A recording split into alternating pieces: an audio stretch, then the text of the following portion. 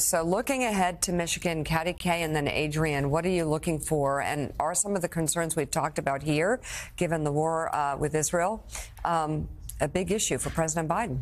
Yeah, look, I think grief runs in concentric circles, right? And for people who are living in Michigan, who are Arab American, who are Palestinian American, who have actually family members in Gaza, this isn't going to go away very soon. I think there are lots of groups who are disaffected with Joe Biden at the moment who may well come back to vote for Democrats in November. But if you've lost a mother or you've lost a father or if you've lost a grandparent or you've lost a child, it takes a long time. And they're not going to forget what's happening in Gaza very quickly. And I'm hearing it from Arab American friends. I'm hearing it from Palestinian friends. This is deeply personal to them. So you may well see a largest group of uncommitted voters. I don't think those voters are necessarily going to vote for Donald Trump. Right. But it could be that they stay home in November. And if, of all of the groups who at the moment are suggesting that they aren't happy with Joe Biden, I think that is the group. And because Michigan is such an important state, that is the group that the White House should be most worried about. And Adrian, the White House is trying to sort of shift, and but they're dealing with an unwieldy partner in Israel, with Netanyahu. Kind of a difficult challenge for President Biden. How is the administration doing in terms of trying to counter some of these very deep resentments and feelings among American voters, Arab American voters? Well, I think it's important to know that they are taking a two-track process here. As we noted in the previous hour, you've got Jake Sullivan, Tony Blinken, some real seasoned veteran pros who are traveling to the Middle East constantly, doing, behind-the-scenes diplomacy in a very effective way.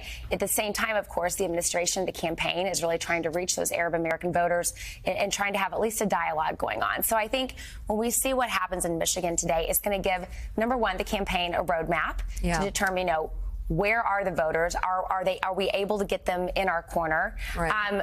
It's also important to know, as we also talked about in the previous hour, that the protest vote in Michigan, this is not a new phenomenon. There were protest votes against Barack Obama in 2012.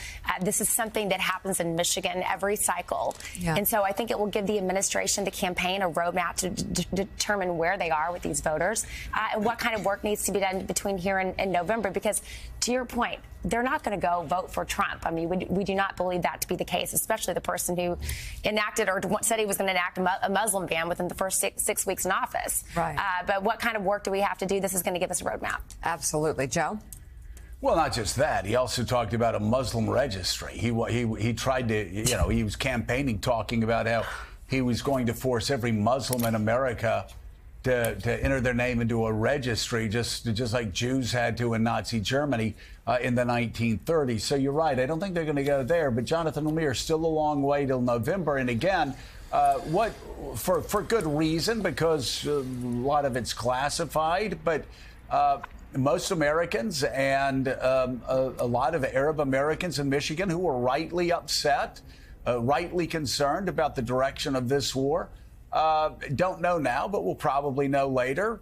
The constant work that the entire Biden administration's been doing, not only trying to push Benjamin Netanyahu to stop just widespread attacks in Gaza and giving up on him for the most part, but also working feverishly day in and day out since this crisis began with Arab leaders to work toward a two-state solution where Palestinians and Israelis can live freely, safely, and with dignity. Yeah, and the Biden administration misses no opportunity to say that a two-state solution has to be the end result here, despite Prime Minister Netanyahu's protests. And it's difficult to prove a counterfactual, to prove a negative, but Biden aides have been clear all along that they have been successful in restraining the Israeli response, that they think that were it not for the president's efforts, were it not for the tireless efforts of Secretary of State Blinken, National Security Advisor Sullivan, and others, that Israel would have hammered Gaza that much harder. The civilian death toll would be that much higher. In addition to the public protests we're seeing from the administration trying to get Israel to rein it in. And there's some hope, and again, we should underline here, hope, that a ceasefire and hostage deal could be just a few days away. But we have been there before, and those previous talks have broken down, so we shouldn't bank on it just yet. But in terms of the electoral ramifications in Michigan, other states too, but particularly Michigan with its large Arab American and Muslim American population, to the point just made there by Katty and others, there's a lot of anger in that community. And there is a sense from the Biden team that even if the Gaza war were to slip from the headlines as the year goes on. Not all those voters are coming back. They're not going to vote for Trump, but they're not going to necessarily come for Biden. They might either stay home or find a third-party candidate. So there's going to have to be some repair work. There's some talk of a presidential visit to Michigan before too long to begin that process, Willie. But they know it's going to be hard. And they've also looked at trying to piece together other coalitions in that state, a key battleground in November.